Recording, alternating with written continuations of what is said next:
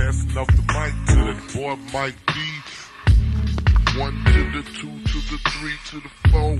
A player 9 nigga done stepped up in the door. It's time to get throwed. It's time to get crunk. My motherfucking birthday, I'm about to pop trunk and show these damn boys the 70 dudes. I'm hopping on juice. Ain't no motherfucking excuse for me to climb. I'm staying play or die. A nigga like Mike D gotta hold my damn grind and let you know I put in work since day fucking one. I take the damn Tommy gun on the damn run. If you wanna run up. Little be a SlabOgsTv. We got the OG up in here, you know what I'm saying, on the SlabOgsTV podcast, the legendary Mike D of the Screwed Up Clique. Man, who is that? Here? What's up, Slab TV? We here, man. What's going down, man? Stepdad in the building. Yeah. I'm in the building. My dog right here in the building. 5 behind the camera. Yeah. And my other boy behind the camera. Y'all know 5 with me. It's going down, man. What it do? For sure, man. Said we get you on the channel, you know what I'm saying? I ain't had nobody from 3rd Ward, I don't think, on the channel to really talk that 3rd Ward slab history, you know what I'm saying? Can you kind of break down that slab history when you came up, you know what I'm saying? I know your brother Bam, he got the shot back in the day, but what was that 3rd Ward like when it came to that slab? Man, 3rd Ward don't get enough credit. Mm-hmm. You got boys like Lil T, Scott, you know what I mean? Big Nose Jacob. Mm-hmm. You know what I mean? He the one holding with Craig G. They got them twin little things. That's they family. Mm-hmm. You know what I mean? So he used to have a green Matchbox Seville. Remember the Matchbox Seville? Yeah. 79. Woo, that thing was hard. Green, white inside, man. Yeah. You know what I'm saying? Them jump out boys, man. But 3rd Ward do not get enough credit. Mr. Zoe, R.I.P. Mr. Zoe, even though he was dead in and 3rd Ward, but come down every Christmas with that reef on that slant back crawling down. Nobody was out holding this Lil T and Scott, though. Kevin Scott and Lil T, man. T had as many toys as Blunt at one time. The Drop, the Jag, the Bourbon, all red all the time. That was our color. That red come from 3rd Ward. What year was that? This is when it was popping. Shit, from 90 to what, 98? Shit. Mm-hmm. I guess I'm asking like more so on the earlier before that, because I always hear about, you know what I'm saying, Lil Rick, Sock, Robot, everybody, you know what I'm saying? Can't forget Robot. Yeah, I always hear about them. I'm saying like before that, like in the 80s, who was coming out of 3rd Ward then? Well, you had Angelo, you know what I mean? He used to have a blue lac, you know what I mean? You got, like I say, Jacob. A lot of boys was stealing cars before the slab really got to where we took it. I'm 50. They're a little older than me, but they was coming from cranking. Cranking was the big deal. That's how the slab started. Yeah, now that screwdriver. Bop. So I got a question when it comes to the stealing. Because I'm 40. So I come up, my era was towards the ending of the Northside, Southside shit. So when we get to talking about stealing slabs, you know, the Northside got a reputation for taking cars. So, but my question is to you is, when niggas from the South Side was calling us to come and get cars, like, why that never be talked about? Because guess what? It's only a few we know about. They was playing devil's advocate. nigga was spraying Northside on the cars when they really was still. See, when I say cranking, I'm talking about go and get some cars for the Ricky Ricardos. Go and get some cars for the T-Tops. Go and get some cars for the parts. Taking it to the post. You feel what I'm saying? Getting your paper, not stealing individual cars. Yeah. See, my era, we never was really on that. You know what I mean? Like, but you could put your order in and boys don't go get it, but you don't know who shit they going to steal. Rosewood, let's get it correct. It wasn't the whole North. Rosewood. What up, Alvin? What up, Glenn? You know what I'm saying? Yo, is and all them boys. We all friends these days, you know what I'm saying? But it was more of, we thought it was the whole North Side. We didn't know. You get your car, you go pick it up from the pound, and it got North Side sprayed on it. Did y'all even know what Rosewood was at that time? Hell nah. Like in the 90s, early 90s? Hell nah. It was a law to go past 59, past Little Yard. So y'all ain't go to the North Side at all? For what? We wasn't go. Oh no, I'm lying. The clubs. What clubs? Rhinestone Wrangler, Gucci. Chocolate Town. Chocolate Town. See, that became Chocolate Town. Yeah. See, the Rhinestone, that's where the players and the ballers met at, man. Yeah. You know what I'm saying? That was one of the first Southside and Northside events happened between Lil J Boy and a Southside nigga. That murder happened up there. When his boy got killed up there, that's what started. So that's the start of the Northside, Southside. They don't want to talk about that part. Not to mention on that 10th floor in that county jail, it was serious. Yo, Northside and Southside, it's a problem. But that incident, to me, that's what crunk it up. When that boy got smoked and they got up out of there, and next thing I know, after that, it was not cool to say you fuck with the Northside after that. For real. But nah, we went to go party and do all that shit like a motherfucker, but we didn't know what Rosewood was or no. Hell, we didn't even know they was the ones tearing our ass up. You talking 13 streets got a whole side of town shook. Nigga, we see braids, afros, and motherfucking station wagons. Shoot first and ask questions later. Yeah. Okay. That's just the trill. That's it, bro. Them whole town us apart, bro. Walk in the mall. Just imagine you go in the mall. You got your steering wheel in your hand, right? You got your Alpine in the other hand. So you thinking, man, last thing nigga gonna do is steal my car. Man, you go out there, that motherfucker gone. These niggas ride that bitch back with vice grips, back to the north side, navigating that thing, trunk wide open. Nigga, what? Oh, man, it was crazy. Yeah. But the real pivotal point happened in my generation, which you asking, stepdad, is December 24th, Top Dog cousin got killed for some foes. On the freeway, they popped him, pulled him over, took the car, left him there on some bars in the hood shit. That enraged everybody. That's what turned it up right there in my generation. Screw tapes. And that's what got the niggas on that north trying to come down and hate. And that's what brought out that about that one incident. Now, because now you know someone that the victim, you know what I mean? And that to me what really kicked it off. What car did he have that got to? I can't remember. I had to ask Top Dog. I want to say it was a Baby Lack or some shit like that, but I know he was on them foes. It wasn't a Trailblazer? That show. I ain't never known Top Dog to have a Trailblazer. Okay. He had a bunch of them. Yeah. Shout out Top Dog. For sure. Yeah. And he's one that don't get talked about. He known for them Excaliburs with them 8, 9, 10 wheels on them. He kind of first one to put that together. When him and Mexican Joe was going back and forth, right? The story I heard, Top Dog told me. Top Dog told me personally, he was like, he was in the shop, he was bullshitting on the car. He really wasn't trying to put it out like that. I think he said Mexican Joe and JC walked in there or something, and then that's when they hurried up and pulled out their car. That's what he told me. You talking about JC? Yeah, JC. Yeah. That's who that is. That sure nice, but nigga was fucking with JC. I don't think they want to squabble with him now. Yeah. Man, boy, hands. Scooter coming! Scooter! Scooter coming! Scooter coming! Scooter coming! Scooter! Coming now! Coming! Scooter!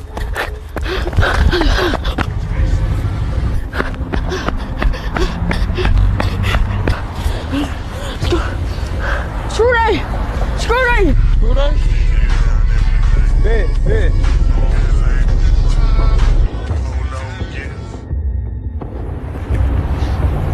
You said Screw Day coming up? That's a bet. Screw Day coming up. What's up, man? Screw Day coming? Screw Day coming up. Screw Day coming? Yeah, Screw Day coming. Get in.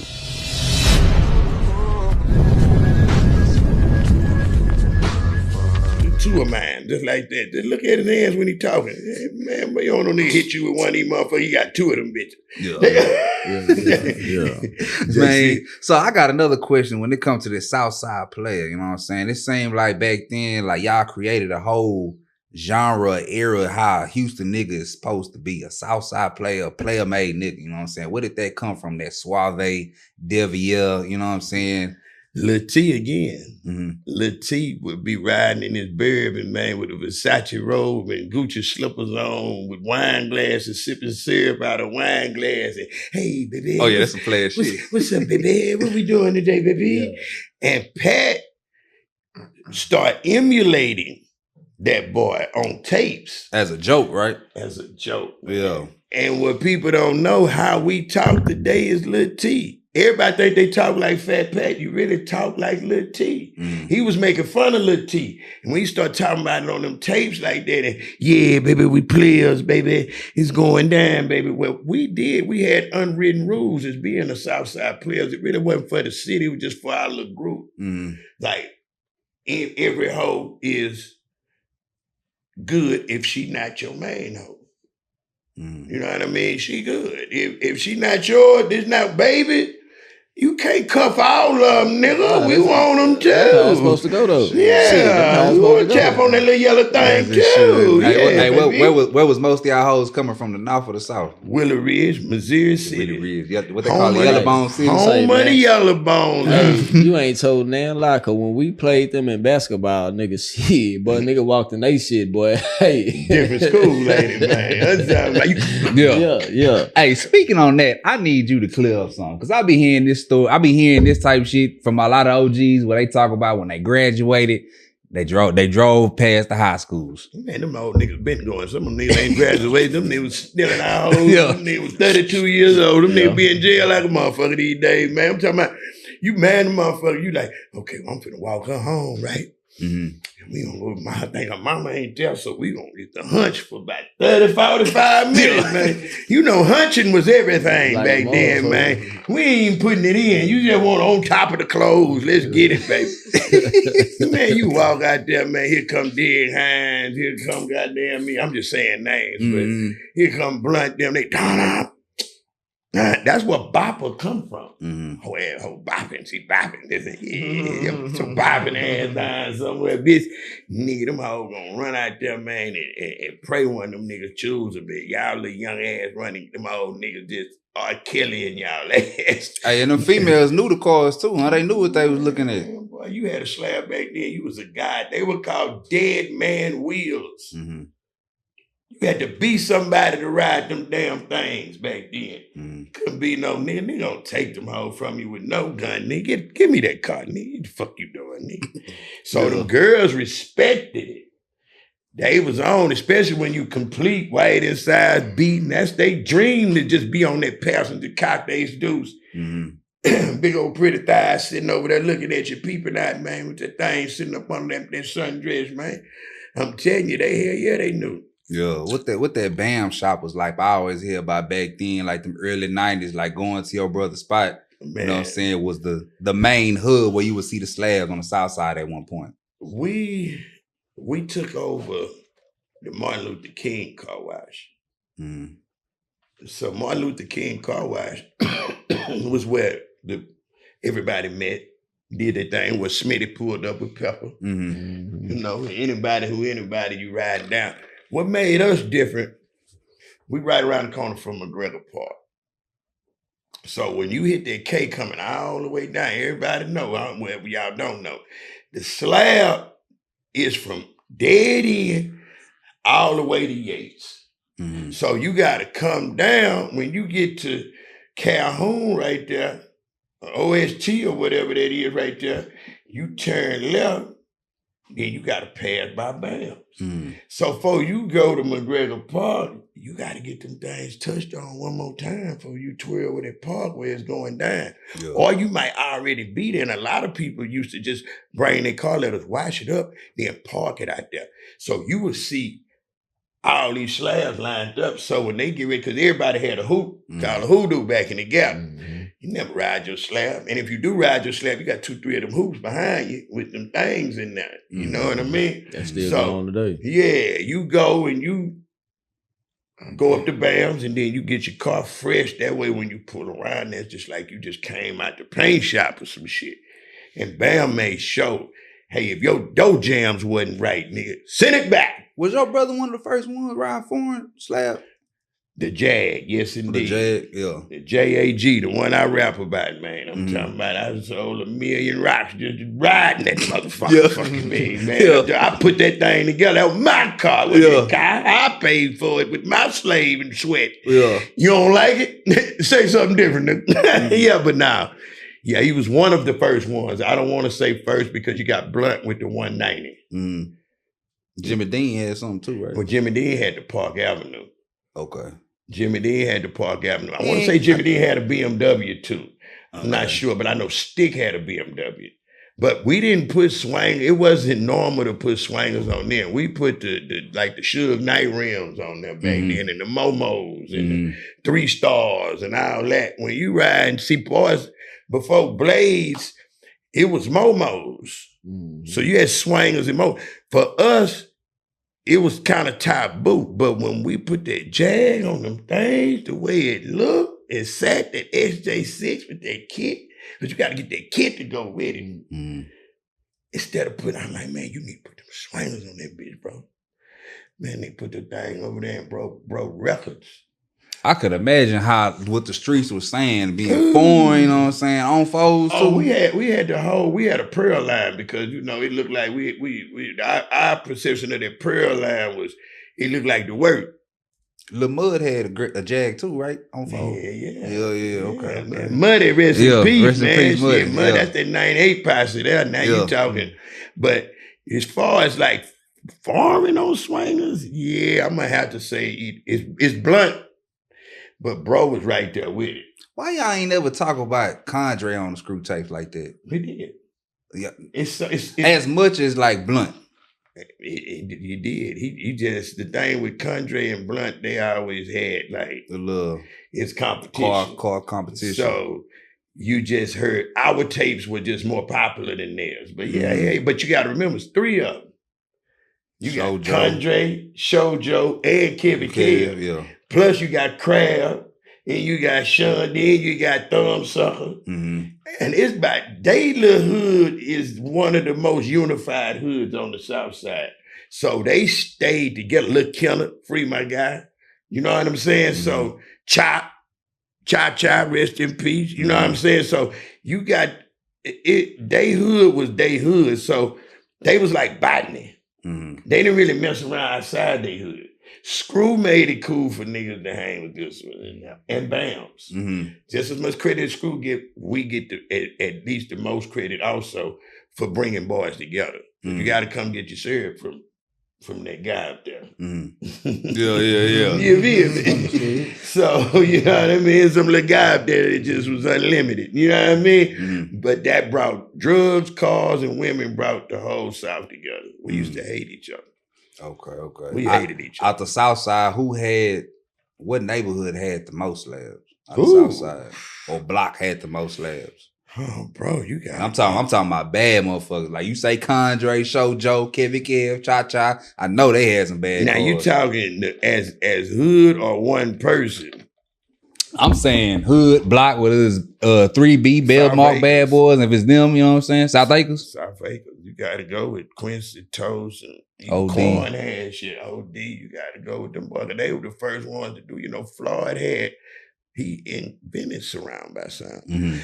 So it's kind of hard to not have them in the, but then you got Dead End, you got KK, got 2-3 of them, the Cripple Jr., you got fucking Jimmy Dean, Troy, you got, boy, I can't leave Troy at this Slab. You know, Troy wasn't the first nigga on swingers. Y'all know that, right? I ain't know that. Man, Troy had a. You gotta explain yourself on that. They gonna say something. Man, they can't say a bitch ass thing if you wasn't now. Yeah. Let me show you something. That Nova and that Lack, Troy had him and his gal coming down, Mrs. and Mr. on swingers. This 80s. In 83, 84. Oh shit, you confirm it right there. 83, 84. Yeah, that's about right.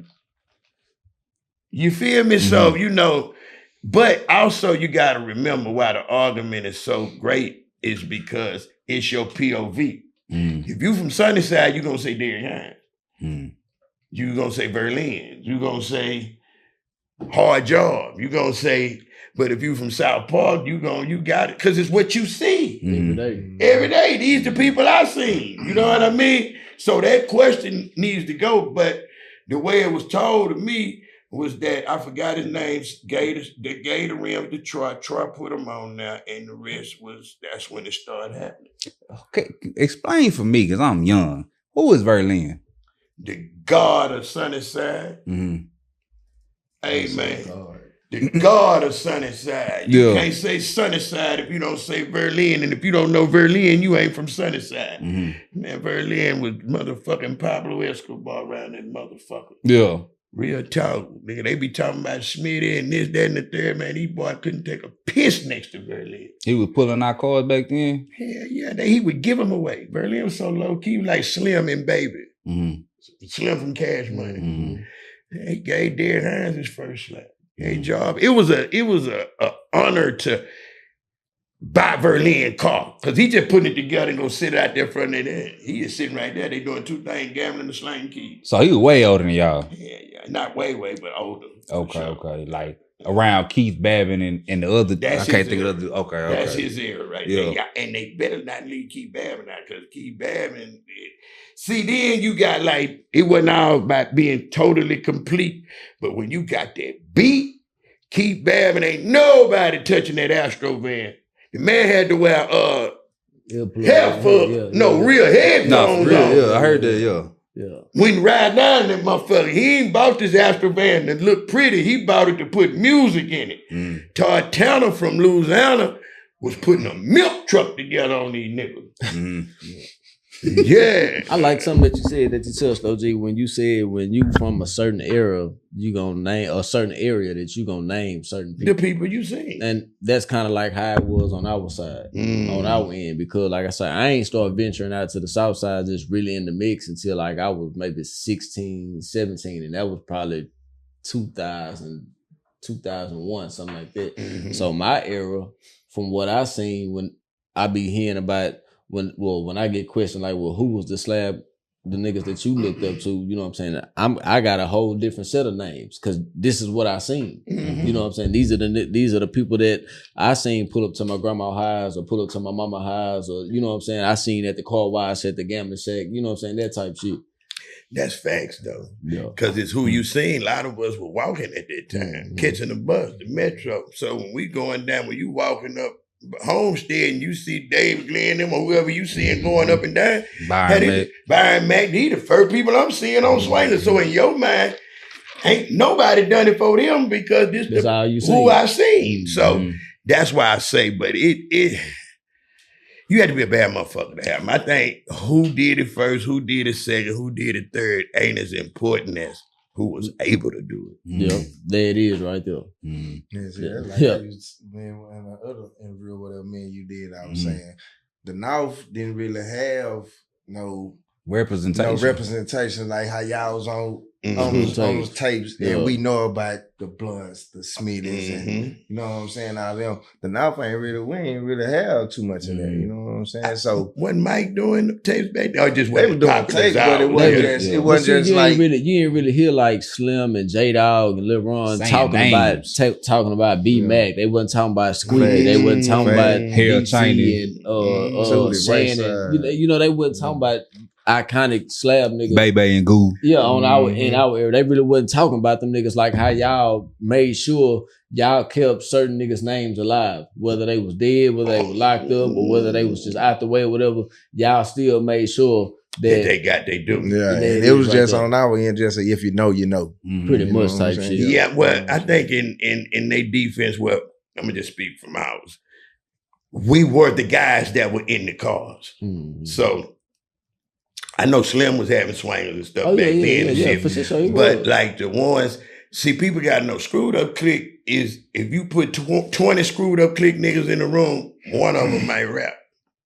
That's how the ratio is to the rapper. The screwed up click was that screw friends, the who hanging out there. You went over there because you seen Stick in the yard, and then Stick might pull up, and you got Troy and that Mike D got his Benz on the curb and that. So you got all these different cars, and you pass through there. You had to be somebody to get past that gate. Now you can get to the gate and buy a tape. But to actually get inside. To get inside that motherfucker, you had to be somebody. Because now you got all the real players in here, like the in crowd. You know what I mean? So that's what that was. Those people were there when we were making the tapes, or it was they tape we was rapping on. Like Kiki, you go get Kiki, got so many tapes because no matter who you are, when you get ready to go do your screw tape, man, I'm finna go find this nigga Kiki. I'm finna go get some paint from Mike D. I'm finna go find such and such, get the cousin. We smoke water. We finna go get the water. We gonna get all our goodies together and we gonna go pick our rapper up and we gonna go over here and do the tape for my car. I think if them niggas had somebody doing personal tapes for their car, then maybe it would have been different. You feel what I'm saying? Because that was for it. A screw tape was never supposed to be for you. That was my shit. Yeah. That's my shit. You know what I'm saying? It just started getting out. Then it started being cool to hear your shit out now. But at one time, nigga down there for the fight you about that screw tape. How you get that motherfucker? Nigga damn that on our side, a nigga damn that had to fight if we popped that bitch in the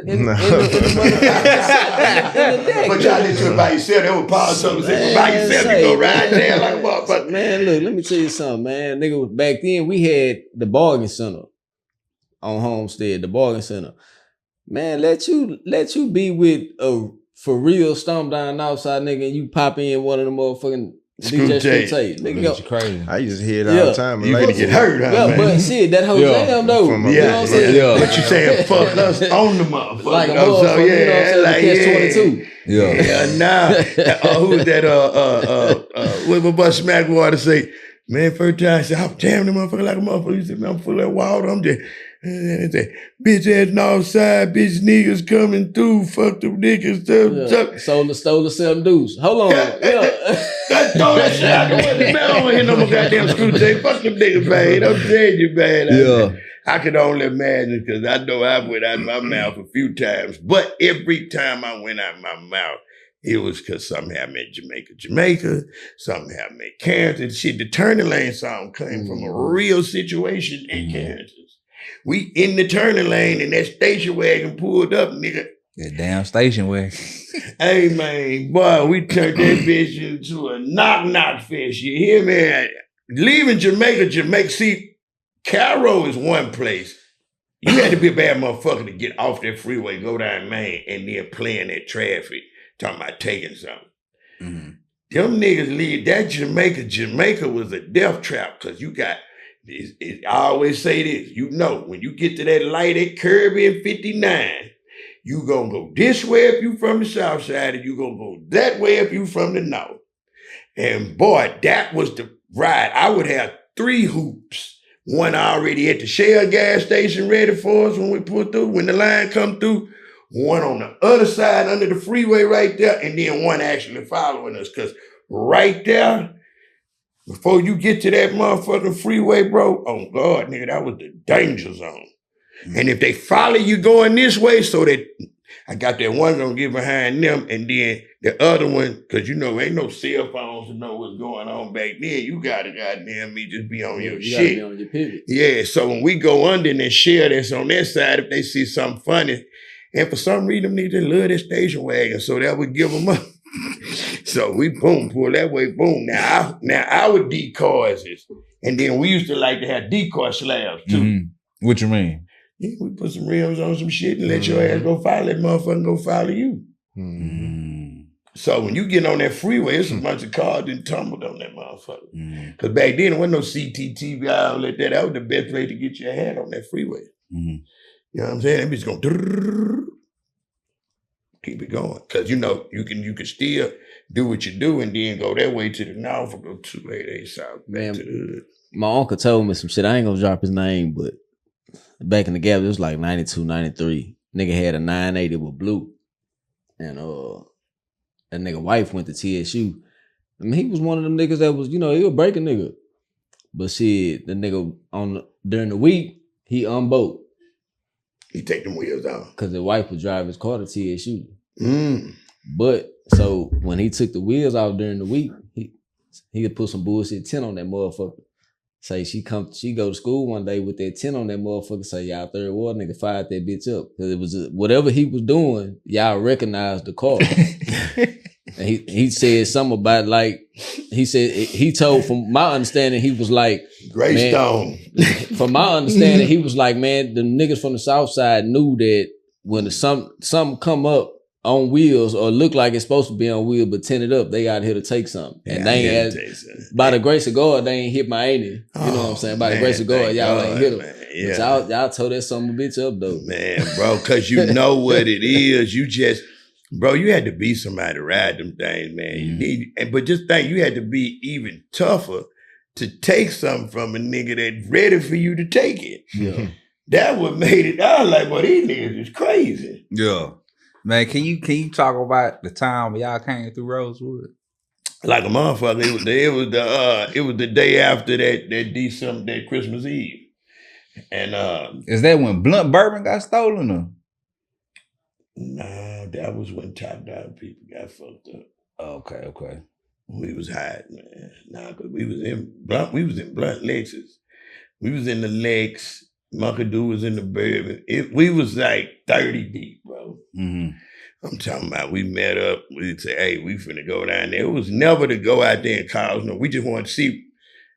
Where's the neighborhood at? Nah, just break our ass off. That's it. Like, it was just like, we don't go break these niggas off. You know what I mean? Let them know we ain't scared, we here. Please know we know what happened. Because, you know, that's when we start finding. That was the first time we found out. Because, you know, nigga, everybody got family everywhere. So motherfuckers say, oh, nah, bro, that wasn't no Fifth Ward. That wasn't no Acres Home. That's them little niggas out of Rosewood killing y'all niggas like that, bro. That's them little niggas. Okay, so boom. When we got that, so we just call ourselves, we gonna ride out there and represent for our nigga. Wasn't like, of course everybody got whoops, but it was just to go and just let it be known. Please know, we finna ride all these reds through here so y'all know that, hey, we know what y'all did last summer. You know what I'm saying? So we went out there with the intentions to break it out. With that station wagon again. I'm just, man, I be having nightmares about station wagons. I'm telling y'all, I don't even like station wagons. To this day, man, look at here. We ride, so we never had been there, right? So we didn't know Rosewood all dead here in streets. So you know I know what I'm talking about, right? All the way to the train track. Yeah. Amen. Yeah. So, but coming in that bad motherfucker, it's a skinny street, right? It look like it's made for one, but it's made for two, right? Yeah. So we pulling in, we don't know that, man, we gotta go all the way down here, then we gotta turn around. Or we go down this side street, we go out to turn around. And they were so smart, them niggas were coming from the next street over and popping our ass and running. But them niggas, that roguish motherfucker. I'm telling you, it was hell though, man. So we go down, we coming down the street, I guess they go into Rosewood, right? So we coming down that motherfucker, 30 cars deep, everybody holding. All I know is I see a station wagon just come from one of them side streets right there and just try to run, slap into somebody like on some suicidal shit. And when you try to do that, they was just really coming to try to swing and break the line up. That's a no-no on the South Side. I don't give a damn. Somebody jumped out one of them motherfuckers and put that bitch in the ditch. I heard nobody died or whatever, but that's what I mean. Then boom, when that happened, I guess when they heard all the firecrackers going off or whatever, motherfuckers start coming from everywhere around that motherfucker, man. All them side streets coming. So boom, we get up out of there. I guess we had to do what we had to do to get them up off of us, man. But we got up out of there with the skin on our teeth. I ain't gonna lie, that was a whoo. But from there, it was on. It was like, you know how you kick an ant bed? The motherfuckers everywhere. Man, them niggas was after hours. Carringtons, Jamaica, Cornbreads. Man, them niggas was on our ass like a motherfucker. But I'm shout out Pee-wee. Shout out Pee-wee. He told me it was damn near like shit. They had like a radar on where some wheels was at. They was in the woods. They finding them hoes. They finding them. Yeah. Passing off the mic to the boy Mike D. One